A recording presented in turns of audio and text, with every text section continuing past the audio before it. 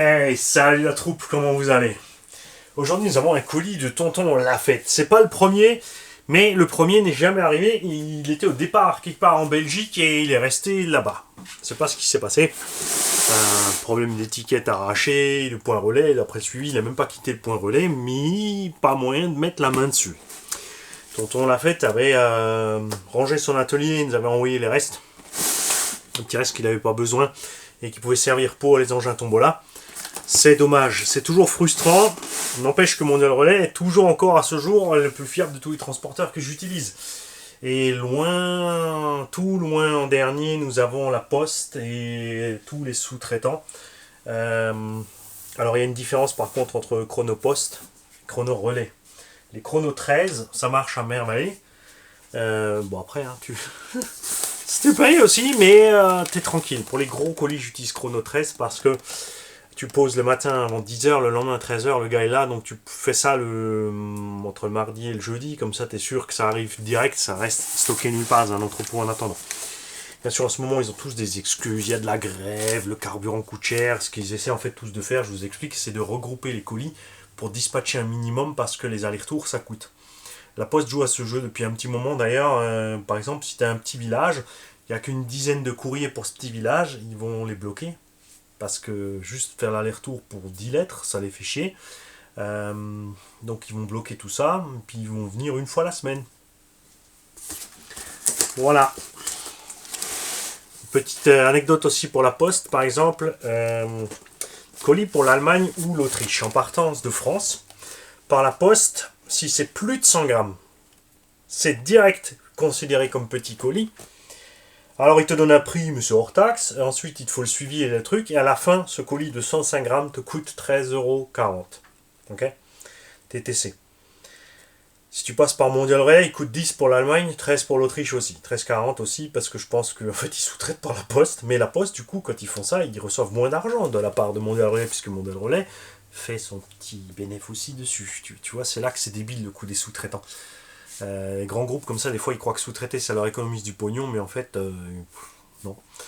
Et accroche-toi bien maintenant, arrive la blague DHL. Si je traverse la frontière allemande et j'envoie par DHL ce colis de 105 grammes, il ne me coûte que 6 € DHL international standard. Et encore mieux, en France, si je mets ce petit colis, parce que là on parle de 2 cardans, on a reçu des cardans Apsima d'un tonton, souvenez-vous, Team C, pardon, je veux dire les cardans du Team C TR8, il y a un petit moment, certains d'entre vous se souviendront, et bien tonton, ces cardans ont servi. On a un abonné autrichien qui a un Team C, qui a une case de cardan avant, le véhicule est entièrement inutilisable, il ne trouve plus de pièces nulle part. Ces cardans, je lui ai donc préparé pour l'envoi, c'est pour ça que je t'en parle de ce tarif-là. Je lui ai dit, écoute, ça coûte 13,40, je veux juste les 13,40. Il a envoyé 20 €. L'argent, bien sûr, caisse tombola. Donc accroche-toi bien hein, maintenant. Donc je me suis dit, bon, même par la France, allez, je mets ça dans 2 cartons, et je fais un courrier, d'accord? En dessous de 2 cm, tu peux envoyer un courrier.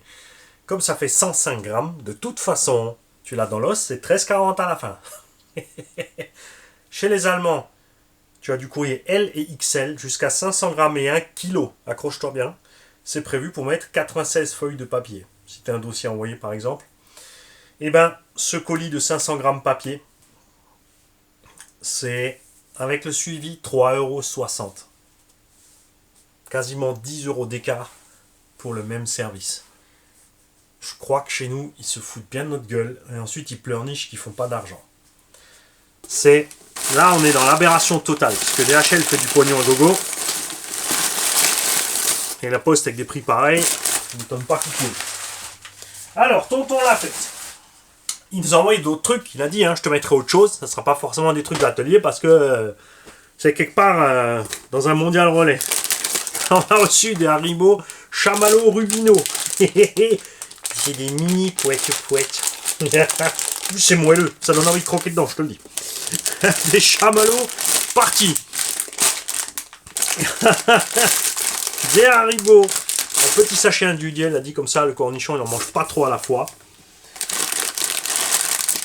Des petits Haribo sweet and sour. C'est pas fini, il a quand même trouvé des trucs. Hein. Alors, on a un petit mot. Ah, attention, ça arrive. Cher Mani, après que le premier colis soit perdu, si tu lis ceci, c'est que celui-ci est bien arrivé. Tu trouveras des petites choses toutes simples pour rester ainsi que les autres choses pour le plaisir de ton bidou. Je suis à fond là. Et encore j'ai des poches.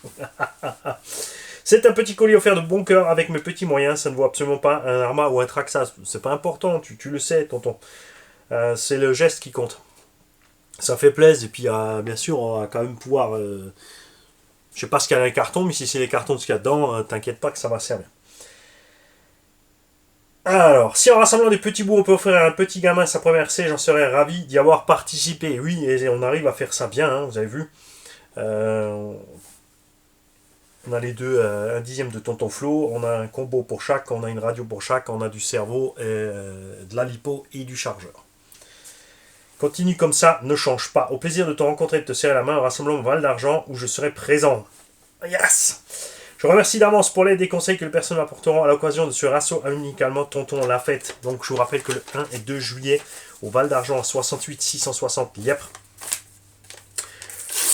nous allons faire un petit rasso pour faire les azous. Alors, attention. Cadeau surprise, ne pas perdre, signé Tonton la fête. Franchement, Tonton.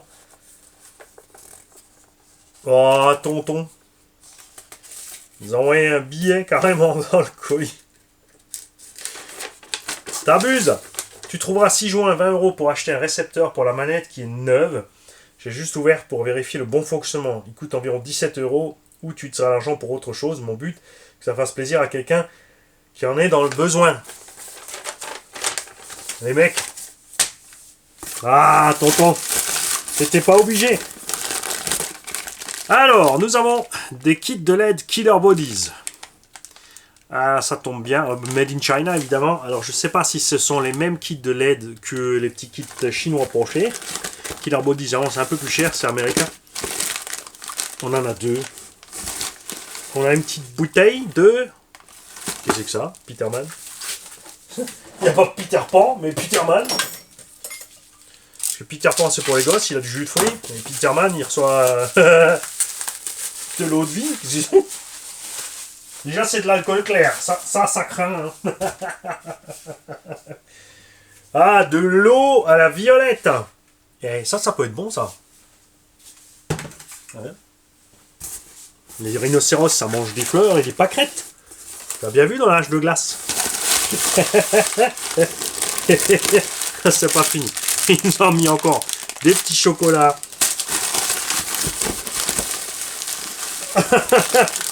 Des tubes d'antenne Haribo. D'accord. C'est quoi ça? Des souris et des grenouilles. Mais qu'est-ce qu'ils nous font chez Haribo? Ils arrêtent plus. La vache, t'as des vœux. Non mais... Je vais surveiller les faits divers, hein, s'il n'y a pas un commerçant en Belgique quelque part qui s'est fait dévaliser son stock de Haribo. Hein. Je sais pourquoi il fait ça. Parce qu'il se dit, comme ça, il reste dans l'atelier, il sort plus de là, il produit le petit Mani et il nous fait plein de choses. Il faut de l'énergie pour produire. Et...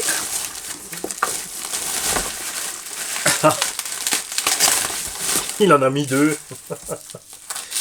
T'as pas abusé. Eh, je vais vendre ça au cornichon comme du sirop.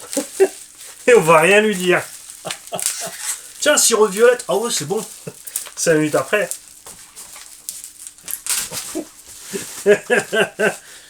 Certainement pas. Ne filez pas d'alcool à un ado en pleine croissance. Oui, mais il faut qu'il goûte. Pourquoi? Pour lui donner des sales habitudes. Allez, Kiki. Alors, et celle-là, pardon, elle est aux fruits des bois. On a... Voilà, ça c'est pareil. Il sait que je bosse sur le PC à 3h30 du matin.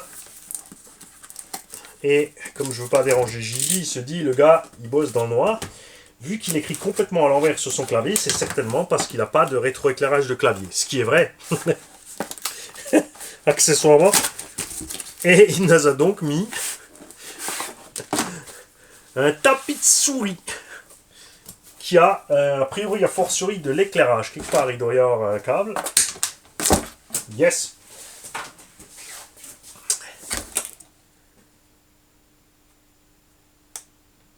Ouais, c'est bien ça. C'est un tapis de souris avec un petit kit de LED autour. Et ça va aller très bien. Je pense que ça va aller très bien sur mon petit bureau en haut. Il a dû voir que j'ai un bureau debout avec juste une petite tablette où est mon truc. Et nous avons donc une Carson Reflex Wheel X1 qui n'a pas de récepteur.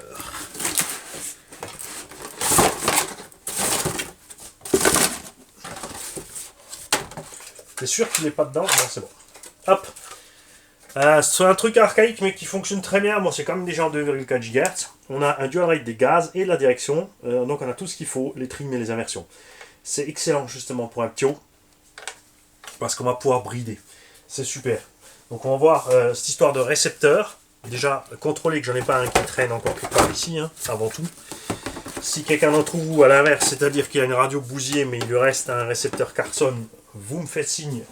Parce que tu peux me l'envoyer par la poste. Et que c'est pas que je vais aller au resto avec les 20 balles. Hein. Non. C'est que du coup, ça, on va l'ajouter à la caisse tombola. C'est à tonton la fête. Donc si on trouve un récepteur, de toute façon, on le dira en vidéo, il sera au courant. Et c'est lui qui décidera si on met ça dans la caisse tombola globale, c'est-à-dire les trucs qu'on récupère pour les petits, ou si on ajoute ça sur la caisse tombola playlist pub, par exemple, pour donc faire ce qu'on a dit. Pour ceux qui n'ont pas suivi, peut-être la vidéo n'est pas encore sortie, donc on va vendre la noisette laser et la RMX 2.0, enfin c'est vendu, et avec l'argent plus un bout de l'argent de la playlist pub, et ben on prendra un véhicule. Comme dit, j'ai parlé du Corolla Asuga, mais vous avez peut-être de meilleures idées. Parce que moi, comme dit, ça me botte pas spécialement ce machin. C'est un truggy avec des bras plus courts. Donc tu prends un talion, tu mets les roues de bras de Mojave, et tu mets les roues du talion, parce que le talion, il a déjà des roues glissantes comme ça. D'ailleurs, RC Bordeaux, le Asuga, tu dis que c'est différent point de vue maniabilité que le truggy, oui, parce que déjà le talion a le poids devant, le Asuga le poids derrière, donc il est différent point de vue équilibre. Donc ça c'est bien joué, ils ont changé un petit peu, mais c'est vrai que les roues du talion sur le même terrain sont tout aussi glissantes que les roues du Asuga, donc testez voir ça les kikis. Après j'ai vu plein d'américains, mais sûr comme d'hab, ils ont pris le Asuga, ils ont mis des grosses roues de truggy, muggy, monster. Prends un truggy alors, prends un monster, mais ne prends pas un buggy pour mettre des roues comme ça immenses dessus. En plus avec la carreau Asuga au milieu, c'est horrible. C'est moche. Ils font n'importe quoi, ces ricains, ils partent en couille. Ils partent en couille. J'espère qu'ils vont pas... Comme je l'ai dit, de toute façon.